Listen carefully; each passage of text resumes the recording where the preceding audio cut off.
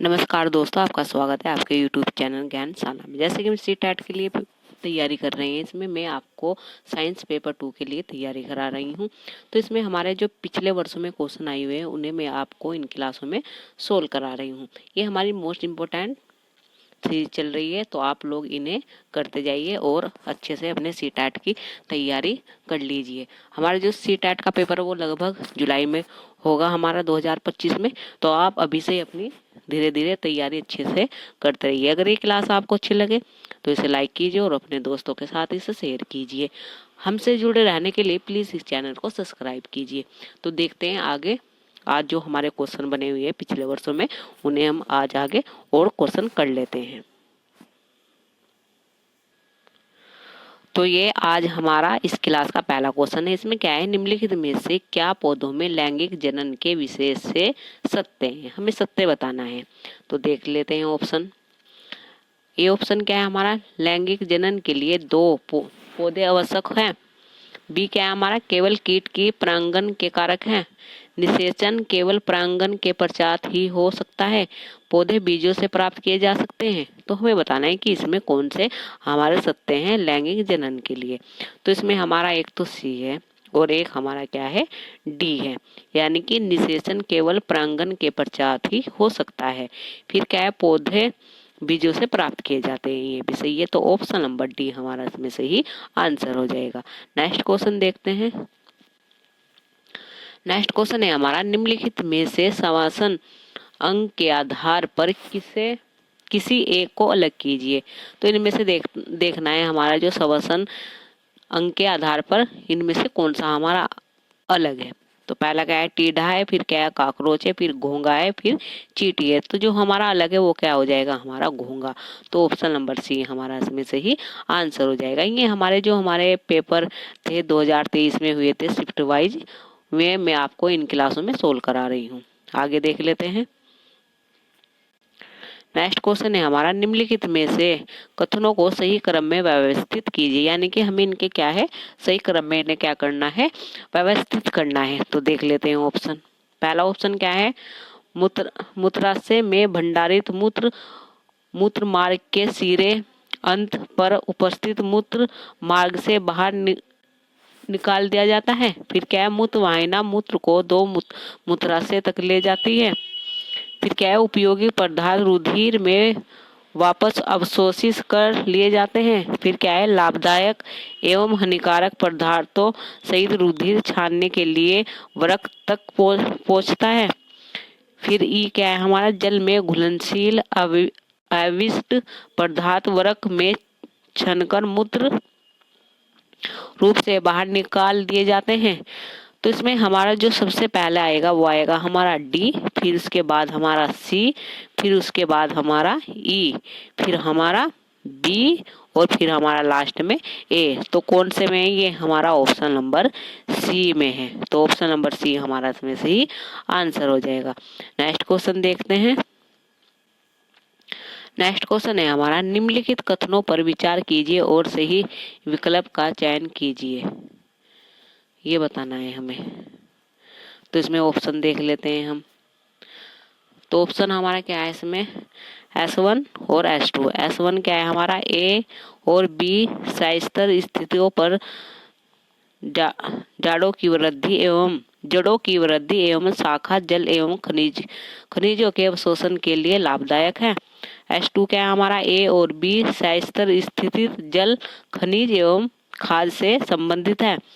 तो ये बताना है। तो हमारा कौन सा सही हो जाएगा इसमें, ऑप्शन नंबर, यानी कि ये दोनों ही हमारे सही है। ए ना S1 और S2 सत्य है और S1 S2 की क्या है, सही व्याख्या करता है। तो ऑप्शन नंबर फर्स्ट हमारा इसमें सही आंसर हो जाएगा। नेक्स्ट क्वेश्चन है हमारा, इसमें हमें बताना है कि निम्नलिखित में से पौधों के कौन से भाग गायिका प्रवर्धन में सहायता करते हैं। तो कौन से करते हैं हमारे, तन फूल जड़े, तने पत्ती फूल, या फूल पत्ती जड़, या जड़े तने पतिया। तो कौन से करते हैं, वे करते हैं हमें जड़े तने और पतिया। तो ऑप्शन नंबर सी हमारा इसमें सही आंसर हो जाएगा। नेक्स्ट क्वेश्चन देख लेते हैं। नेक्स्ट क्वेश्चन है हमारा, तो ये क्वेश्चन है हमारा नेक्स्ट। इसमें क्या है, मछलियों के हृदय की संरचना के संदर्भ में निम्नलिखित में से कौन सा सही है, ये बताना है हमें कि कौन सा हमारा इसमें सही है। तो इसमें हमारा क्या है, ऑप्शन ए हमारा क्या है, एक 4 कोष्ठीय हृदय जिसमें एक अलिंदा तथा एक निलाय है, अलिंद तथा एक निलाय है। फिर क्या है, एक 4 कोष्ठीय हृदय में 2 अलिंद तथा एक निलाय है। एक 4 कोष्ठीय हृदय में जिसमें 2 अलिंद तथा 2 निलाय हैं। एक द्वि कोष्ठीय हृदय जिसमें एक अलिंद तथा एक निलाय है। तो इसमें हमारा क्या हो जाएगा, जो सही है इसमें मछलियों के हृदय में की संरचना में, तो वह हमारा एक द्वि कोष्ठीय हृदय जिसमें एक अलिंदय होता है और एक क्या होता है, निलाय होते हैं। तो ऑप्शन नंबर डी हमारा इसमें सही आंसर हो जाएगा। नेक्स्ट क्वेश्चन देखते हैं। नेक्स्ट क्वेश्चन है हमारा, किस सूक्ष्म पोषक तत्व की कमी न्यूनतम के परिणाम स्वरूप रक्त का थक्का ठीक से नहीं बनता और बाद में रक्त बहने लगता है, नहीं बनाता है और बाद में क्या है, रक्त बहने लगता है। तो देख लेते हैं ऑप्शन, विटामिन ए की, विटामिन B12 की, फिर विटामिन B1, फिर या विटामिन के। तो किसके कारण होता है, वो होता है विटामिन के कारण। तो ऑप्शन नंबर सी हम। नमस्कार दोस्तों, आपका स्वागत है आपके YouTube चैनल ज्ञानशाला में। जैसे कि हम सीटेट के लिए तैयारी कर रहे हैं, जो हमारा सीटेट का पेपर होगा वो जुलाई के लगभग होगा, 2025 में हमारा पेपर होगा। तो उसमें मैं आपको क्या करा रही हूँ, जो हमारा साइंस पेपर टू है, उसके लिए मैं आपको क्वेश्चन करा रही हूँ। जो हमारी PYQ चल रही है, हमारे पिछले वर्षों में जो क्वेश्चन आए बने हुए हैं उन्हें मैं इन क्लासों में आपको सोल्व करा रही हूँ। ये हमारी मोस्ट इम्पोर्टेंट सीरीज चल रही है, तो आप इन्हें अच्छी तरह से पढ़ लीजिए। अभी से आप तैयारी करोगे जब भी आपका अच्छे स्कोर तक आप पहुंच पाओगे। तो आप हमारे साथ, हमारे चैनल के साथ जुड़े रहिए और अच्छी तरह से अपनी साइंस पेपर 2 के लिए तैयारी करते रहिए। अगर ये क्लास आपको अच्छी लगे तो इसे लाइक कीजिए और अपने दोस्तों के साथ इसे शेयर कीजिए। हमसे जुड़े रहने के लिए प्लीज इस चैनल को सब्सक्राइब कीजिए। तो देखते हैं आज हम आगे जो हमारे क्वेश्चन बने हुए हैं पिछले वर्षों में, उन्हें हम सोल्व कर लेते हैं। तो ये हमारा पहला क्वेश्चन है। इसमें क्या है, क्या बताना है हमें, निम्नलिखित में से कौन सा एक लिंगी पुष्प का उदाहरण है, ये बताना है हमें। तो इसमें हमारा सरसों है, गुलाब है, पपीता है, पिटूनिया है। तो हमारा जो एक लिंगी पुष्प होता है वो कौन सा होता है, वो होता है हमारा पपीता। तो ऑप्शन नंबर सी हमारा इसमें सही आंसर हो जाएगा। ये हमारे सीटेट में आया हुआ है 2023 में, हमारा जो शिफ्ट के क्वेश्चन पेपर हुए थे उसमें ये शिफ्ट में पूछा गया है। नेक्स्ट क्वेश्चन देखते हैं। इसमें क्या बताना है हमें, राइजोबियम जीवाणु प्राय चने, मटर, मूंग, बीन और अन्य फलों की जड़ों में पाया जाता है। जीवाणु का पौधा संबंधी कहलाता है। तो कौन सा कहलाता है, वो हमारा सहजीवी संबंध, परजीवी संबंध, परपोषी संबंध या कीटाहारी संबंध। तो कौन सा कहलाता है, वो ऐसे जीवाणु को हम क्या कहते हैं, ऐसे जीवाणु के पौधों को हम कहते हैं सहजीवी संबंध। तो ऑप्शन नंबर फर्स्ट हमारा इसमें से ही आंसर हो जाएगा। नेक्स्ट क्वेश्चन देख लेते हैं।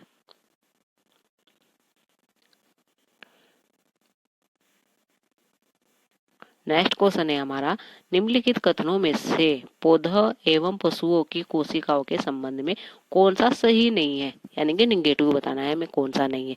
तो ऑप्शन देख लेते हैं। पहला क्या है, कोशिका झिल्ली पशुओं और पौधों दोनों में उपस्थित होते हैं। कोशिका झिल्ली पौधों की कोशिका में अनुपस्थित होते हैं, जबकि पशु कोशिका में उपस्थित होते हैं। लवक केवल पौधों की कोशिका में उपस्थित होते हैं। कोशिका द्रव्य पशु एवं पौधों दोनों की कोशिकाओं में उपस्थित होते हैं। तो मैं जो निगेटिव बताना है, यानी कि गलत बताना है, वो ऑप्शन हमारा बी हो जाएगा। इसमें कोशिका भित्ति पौधों की कोशिकाओं में अनुपस्थित होते हैं, जबकि पशु कोशिकाओं में उपस्थित होते हैं। ये हमारा क्या है, गलत है। तो ऑप्शन नंबर बी हमारा इसमें सही आंसर हो जाएगा। नेक्स्ट क्वेश्चन है हमारा, नेक्स्ट क्वेश्चन क्या है हमारा, दी गई सूचनाओं के आधार पर निम्नलिखित की पहचान कीजिए। तो ये हमारे क्या है, ऑप्शन है, पौधे एवं जल पोषकों के परिवहन के लिए संवहन ऊतक हैं। बी क्या है, ऐसे संवहन ऊतक होते हैं जो कि पौधों में भोजन पहुंचाते हैं। पत्तों की सतह पर उपस्थित सूक्ष्म छिद्र होते हैं। ए बी सी क्या है, यानी कि ए बी सी बताना है हमें क्या है। तो इसमें हमारा ए दारू जाइलम है, बी पशुहार है, फ्लोरम बोलते हैं जिससे, सी क्या है हमारा रंधक है। तो ऑप्शन नंबर बी हमारा इसमें सही आंसर हो जाएगा। नेक्स्ट क्वेश्चन देख लेते हैं। नेक्स्ट क्वेश्चन है हमारा, निम्नलिखित को क्या करना है, सुमेलन करना है। तो जो मानव और पौधों की बीमारी है ये हमारे रोग कारक क्या है, सूक्ष्मजीव है। तो स्टर विकार किससे होता है हमारा, ये बताना है हमें। तो वो होता है हमारा जीवाणु से। पोलियो किससे होता है, वो हमारा किससे होता है, विषाणु से। मलेरिया किससे होता है, वो होता है हमारा जीवाणु से। गेहूं की रस्टर किससे होती है, कवक से होती है। तो ऑप्शन नंबर फर्स्ट हमारा इसमें से ही आंसर हो जाएगा। नेक्स्ट क्वेश्चन देख लेते हैं। नेक्स्ट क्वेश्चन क्या है, तो ये हमारा नेक्स्ट क्वेश्चन है। इसमें क्या है, निम्नलिखित में से कौन सा कथन हमें सत्य बताना है, कौन सा है इसमें। तो देख लेते हैं, ऑप्शन देख लेते हैं हम। पहला क्या है हमारा, सरसों गुलाब और पेटूनिया के फूल एक लिंगी होते हैं। मक्का पपीता और खीरे के फूल उभयलिंगी द्विलिंगी होते हैं। सी मर्दा युग्मक का सर्जन बीजाणु में होता है। निषेचन के पश्चात अंडाशय से डिंबक ग्रंथि पौधे के बीज के रूप में बढ़ता है। तो हमें बताना है कौन सा हमारा सही है। तो इसमें हमारा ऑप्शन नंबर सी सही है, जो मादा युग्मज का सर्जन बीजाणु में ही होता है। तो ऑप्शन नंबर सी हमारा इसमें सही आंसर हो जाएगा। नेक्स्ट क्वेश्चन देख लेते हैं। नेक्स्ट क्वेश्चन है, निम्नलिखित कथनों को पढ़िए तथा सही विकल्प का चयन कीजिए। अभी कथन दे रखा है हमें और कारण दे रखा है। अभी कथन में क्या है हमारा, पत्तियों में स्टार्च मंड की उपस्थिति प्रकाश संश्लेषण की घटना को दर्शाती है। कारण, प्रकाश संश्लेषण के समय बनी ऑक्सीजन अंत स्टार मंड में परिवर्तित हो जाती है। तो बताना है ऑप्शन कौन सा सही है हमारा। तो ए तो बिल्कुल सही है हमारा, पर कारण क्या है हमारा, गलत है। तो ऑप्शन नंबर सी हमारा इसमें सही आंसर हो जाएगा। तो देख लेते हैं हम। एक शिक्षक कक्षा का आरंभ एक दिए गए भोजन के नमूने में मांड का रासायनिक परीक्षण का प्रदर्शन करके करता है। उपयुक्त कथन में रेखांकित शब्द से संबंधित संज्ञानात्मक प्रक्रिया है। तो कौन सी है, बोध करना, सर्जन करना, विश्लेषण करना या अनुपयोग करना। तो ये हो जाएगा हमारा बोध कराना, बोध करना, ऑप्शन नंबर फर्स्ट। नीचे दिए गए लवणों के आधार पर जंतुओं को पहचानिए। तो हमारा देखते हैं, लंबा मेरुदंड, बहुत सी मांसपेशियां, आगे को धकेलने के लिए शरीर, अनेक वालियों में मुड़ना। तो किसका होता है, ये हमारा होता है सर्प का, यानी कि सांप का होता है। Option number second. फिर क्या है, निम्नलिखित में से कौन सा अन्य से भिन्न है। तो कौन सा अन्य से भिन्न है हमारा, संरक्षण, उन्मूलन, मरुस्थलीकरण या अपर्दन। तो कौन सा है हमारा, वो हो जाएगा संरक्षण। क्या ये अन्य से भिन्न है। तो ऑप्शन नंबर फर्स्ट हमारा सही आंसर है। नेक्स्ट क्वेश्चन है, मंजुला समतल दर्पण में अपने प्रतिबिंब का प्रेक्षण कर रही है। उसकी दर्पण से दूरी 5 मीटर है। वह दर्पण की ओर 1 मीटर चलती है। अब उसकी और दर्पण में बने प्रतिबिंब के बीच की दूरी है तो कितनी है हमारी। तो वो हो जाएगी हमारे, यानी कि जो हमारा दर्पण यहाँ है और जो मंजुला है वो इधर खड़ी है, तो जितनी इधर हमारी क्या होगी, इधर हमारी वो चलेगी इस साइड भी, यानी कि बैक साइड भी वो इतनी ही चलेगी। तो कितनी हो जाएगी हमारी, क्योंकि एक उसमें क्या हो गया हमारा कम, यानी कि एक उसका कम हो गया, 5 थी ना ये, तो अगर इधर 5 चलती इधर भी तो हमारा 10 हो जाता, पर ये कम हो गया है तो इधर 4 कितना हो जाएगा 8। तो ऑप्शन नंबर 4 हमारा इसमें सही आंसर है। नेक्स्ट क्वेश्चन देख लेते हैं। इसमें क्या है, जब धात्विक चालक में विद्युत धारा प्रवाहित होती है तो चालक के उत्पादित ऊष्मा की मात्रा किस पर निर्भर करती है। यानी कि जब हमारे धात्विक चालक में क्या होता है, विद्युत धारा क्या है प्रवाहित होती है, तो चालक के उत्पादित ऊष्मा की मात्रा किस पर निर्भर करती है। तो किस पर निर्भर करती है देख लेते हैं, ऑप्शन से देखते हैं। केवल पदार्थ और लंबाई पर, केवल लंबाई और मोटाई पर, केवल पदार्थ और मोटाई पर, या पदार्थ लंबाई या मोटाई पर? तो किस पर निर्भर करती है? वो करती है हमारी पदार्थ लंबाई और मोटाई पर। तो ऑप्शन नंबर 4 हमारा इसमें से ही आंसर हो जाएगा। नेक्स्ट क्वेश्चन देख लेते हैं। ये हमारा क्वेश्चन है, इसमें क्या पूछा गया है? तो ये हमारा नेक्स्ट क्वेश्चन है, इसमें क्या है? यदि किसी तार की लंबाई और उसका अनुप्रस्थ प्रतिच्छेद दुगना कर दिया जाए तो विद्युत प्रतिरोध पर क्या प्रभाव पड़ेगा? यानी कि यदि किसी तार की लंबाई और उसका अनुप्रस्थ प्रतिच्छेद क्या कर दिया जाए, दुगना कर दिया जाए, तो उस विद्युत प्रतिरोध पर क्या प्रभाव पड़ेगा? तो देखते हैं ऑप्शन से। प्रतिरोध 4 गुना बढ़ जाएगा, प्रतिरोध 4 गुना घट जाएगा, या प्रतिरोध दुगना हो जाएगा? तो इसमें हमारा सही ऑप्शन हो जाएगा प्रतिरोध अपरिवर्तित रहेगा। तो यानी कि विद्युत प्रतिरोध पर क्या प्रभाव पड़ेगा? जो हमारा प्रतिरोध है वो क्या रहेगा? अपरिवर्तित रहेगा।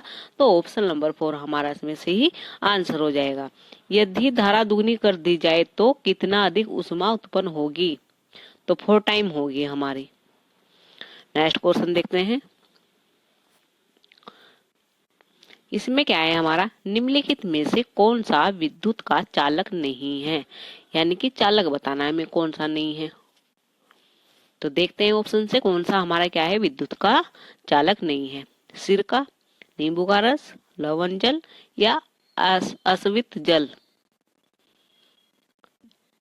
तो कौन सा हो जाएगा जो हमारे विद्युत का चालक नहीं है? वो हो जाएगा हमारा ऑप्शन नंबर डी, अस्वित जल। तो ऑप्शन नंबर डी हमारा इसमें से ही आंसर हो जाएगा।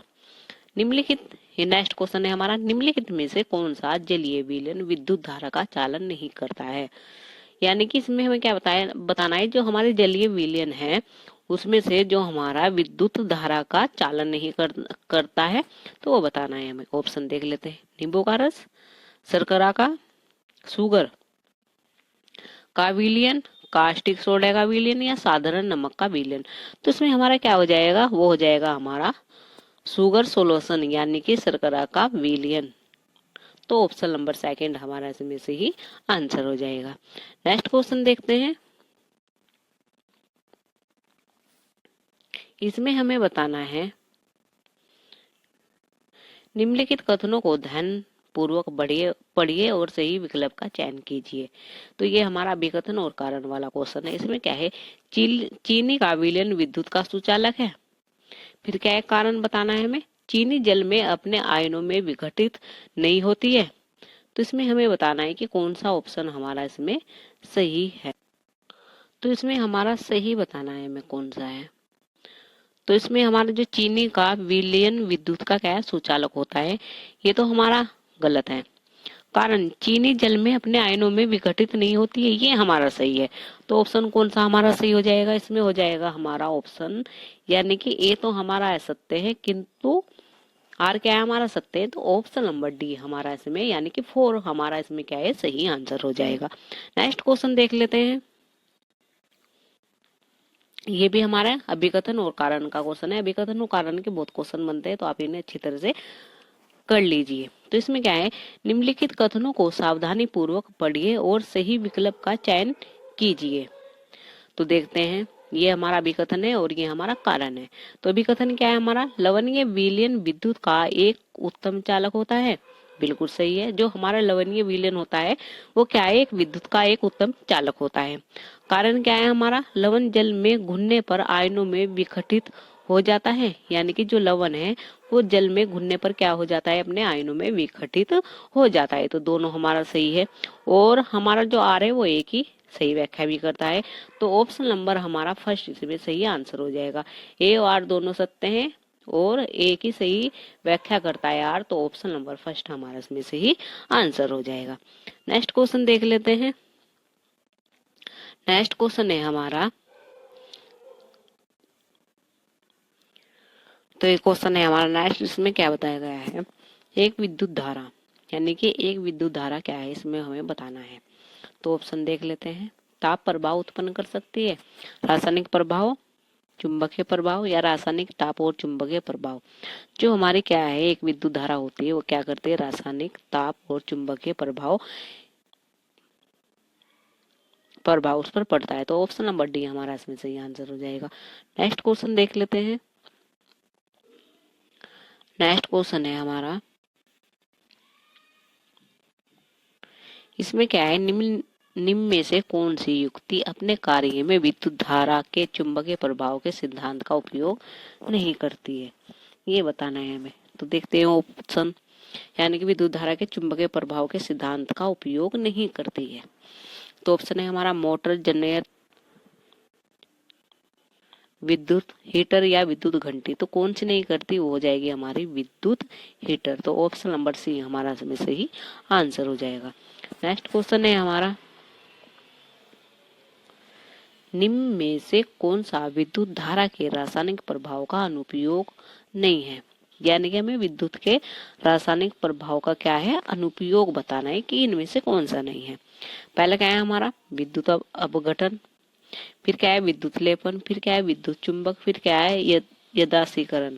तो इसमें हमारा ऑप्शन हो जाएगा विद्युत चुंबकत्व। तो ऑप्शन नंबर 3 हमारा इसमें सही आंसर हो जाएगा। नेक्स्ट क्वेश्चन देखते हैं। नेक्स्ट क्वेश्चन ये है, इसमें हम देख लेते हैं क्या बताया गया है। तो ये क्वेश्चन है, इसमें हमारा क्या बताया गया है, अभिकथन और कारण बताया गया है।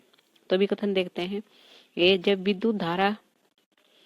विद्युत की धारा किसी तार में से गुजरती है तो वह तार चुंबक की भांति व्यवहार करती है, यानी कि जब विद्युत की धारा किसी तार से क्या है गुजरती है तो वह तार चुंबक की भांति क्या है व्यवहार करती है। कारण देख लेते हैं। तार अधिकतर चुंबकीय पदार्थ के बने होते हैं, यानी कि तार क्या है वो अधिकतम चुंबकीय पदार्थ के क्या है बने होते हैं। तो इसमें हमारा क्या है, जब विद्युत की धारा किसी तार से गुजरती है तो वह चुंबक की भांति क्या है व्यवहार करती है। तो ये तो हमारा सही है। कारण क्या है हमारा, तार अधिकतर चुंबक पदार्थ के बने होते हैं, ये हमारा क्या है गलत है। तार क्या है अधिकतर चुंबक पदार्थ के बने होते हैं, तो ये हमारा गलत हो जाएगा। तो हमारा कौन सा ऑप्शन इसमें सही हो जाएगा, ए हमारा क्या है सही है, बट क्या है आर हमारा सही नहीं है। तो ऑप्शन नंबर 3 हमारा इसमें सही आंसर हो जाएगा। नेक्स्ट क्वेश्चन देख लेते हैं। इसमें क्या है, निम्नलिखित में से कौन सा कथन क्या है सत्य नहीं है, नहीं बताना है कि कौन सा सत्य नहीं है।